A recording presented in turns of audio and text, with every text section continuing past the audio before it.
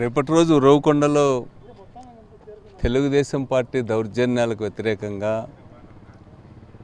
వైఎస్ఆర్సీపీ కార్యకర్తలపైన అదేవిధంగా ప్రభుత్వ కార్యాలయాలపైన చేసిన దాడులకు నిరసనగా అదేవిధంగా రాష్ట్ర వ్యాప్తంగా కూడా తెలుగుదేశం పార్టీకి సంబంధించినటువంటి వాళ్ళ రౌడీజాన్ని దీన్ని వ్యతిరేకిస్తూ రేపు పెద్ద ఎత్తున ధర్నాని నిర్ణయించినాము. రేపటి రోజు 10 గంటలకి రావాలనేటువంటిది అందరికి కూడా తెలియజేశాం. అందుకని ఈరోజు వరుస సంఘటనలు జరిగాయి. కౌంటింగ్ అయినప్పటి నుంచి అసలు పోలింగ్ రోజే వైఎస్ఆర్సీపీ జిల్లా బ్యాంక్ వైస్ ప్రెసిడెంట్ని కొడితే దెబ్బలు తిన్నవాడి మీద కేసే, కొట్టినవాడి మీద కేసే. అదేవిధంగా చాలా సంఘటనలు జరిగాయి. మా కోఆప్షన్ మెంబరు ఊరిడ్చిపెట్టి వెళ్ళిపోయాడు. వాళ్ళ ఇంటిపైన దాడి చేస్తే పామిడి సలీం అని, తర్వాత వడ్ల సలీం అని మా సింగిల్ విండో ప్రెసిడెంట్ కొడుకు అబ్బాయి ఉరవకొండలో వీళ్ళు దాడి ఇప్పటికి 3 సార్లు వాళ్ళ ఇంటి మీద పోయారు. 50-60 మంది వాళ్ళు ఊరు వదిలినారు. అదేవిధంగా ఇంకో అబ్బాయి దాదా అనే అబ్బాయికి కేబుల్ కనెక్షన్స్ ఉంటే వాటిని తొలగించాలని దౌర్జన్యం చేసినారు. అదేవిధంగా కూడేరు మండలంలో కూడా ఉదిరిపుకొండ తాండాలో దౌర్జన్యం చేశారు. జల్లిపల్లిలో సర్పంచ్ ఇంటి మీదకి పోయారు, అక్కడ కూడా. తర్వాత హోతూరు అనే గ్రామంలో సర్పంచ్ ఇంటి మీద దాడి చేసి వాళ్ళు పోయి ఒకేసారి టీడీపీలో చేరినారు.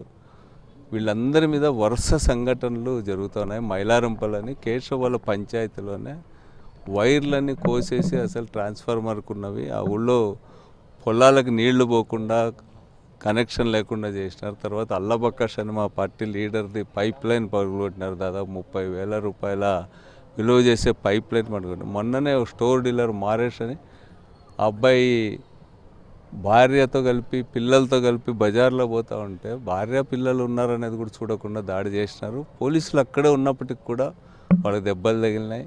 అయితే ఈ అన్ని సంఘటనలు కూడా ఎస్పీ గారికి ఎప్పటికప్పుడు తీసుకుపోతున్నాం. ఎస్పీ గారు డిఎస్పీ గారి దృష్టికి. ఎస్పీ గారు 2 టైమ్స్ ఉరవకొండ పోయించింది మంచిదే. మేము కూడా చెప్పాం, మేడం మీరు 2 సార్లు అక్కడికి పోవడం వల్ల కూడా కొంత, కానీ ఇప్పటికీ కంటిన్యూ అవుతుంది. నిన్నటి రోజు కూడా లత్తవరం అనేటువంటి గ్రామంలో పట్టపగలే కొడతా ఉన్నారు మా వాలంటీర్ని.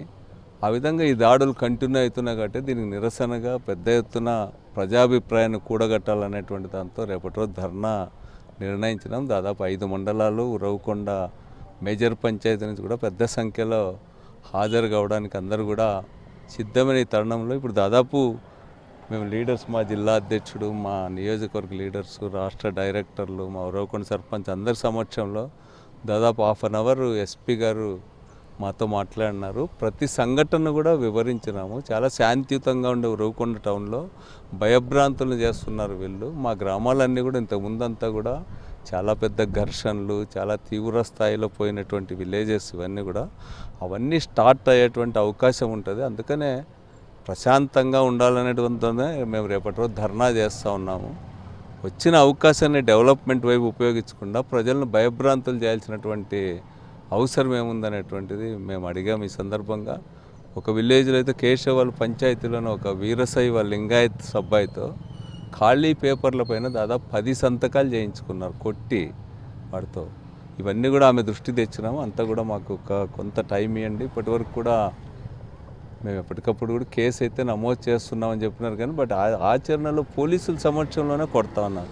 అందుకని ఇవన్నీ మేము సహించము. మేము స్టార్ట్ చేయాల్సి వస్తుంది. మేము కూడా మేకేమి ఈ ధర్నాలు, పికెటింగ్లు, కేసులు ఇవన్నీ మాకేం కొత్త కాదనేటువంటిది మేము అందరం కూడా చెప్పడం జరిగింది.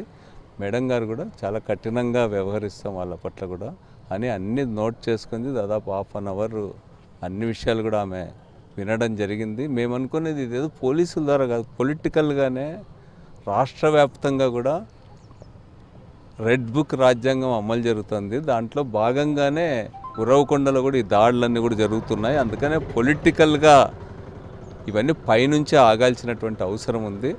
అందుకనే ఎస్పీ గారికి ఆ వివరాలన్నీ కూడా చెప్పాము. అయితే కొంత టైం మేము కూడా ఒక 1 వీక్ ఆగుతాం మేడం, మీరు ఈలోగా అన్నీ కంట్రోల్ చేయండి, కంటిన్యూ అయితే మాత్రం మేము అజిటేషన్ చేస్తాం అనేటువంటిది గట్టిగా చెప్పడం జరిగింది. ఉరవకొండ మెయిన్ రోడ్లోనే అయితే నేను ఇప్పుడు ఎస్పీ గారి వివరణ ఎస్పీ గారు చెప్పిన తర్వాత ఆమెకు చెప్పాం మేడం ఒక 1 వీక్ మేము ఆగుతాం మేడం మీరు ఈలోగా ఇవన్నీ కంట్రోల్ చేయండి ఇప్పటికీ కంటిన్యూ అవుతున్నా ఎలక్షన్ జరిగిన రోజు నుంచి కౌంటింగ్ అయిపోయినాక మరీ మితిమీరి జరుగుతూ ఉన్నాయనేటువంటి చెప్పినాము ఆమె నేను గట్టిగా చర్యలు తీసుకుంటామని చెప్పి కూడా చెప్పింది కొన్నిటికి అక్కడికక్కడ ఫోన్లో కూడా ఆదేశించింది అందుకని మేడంకి ఒక 1 వీక్ మేము ఆగుతామనేటువంటి చెప్పడం జరిగింది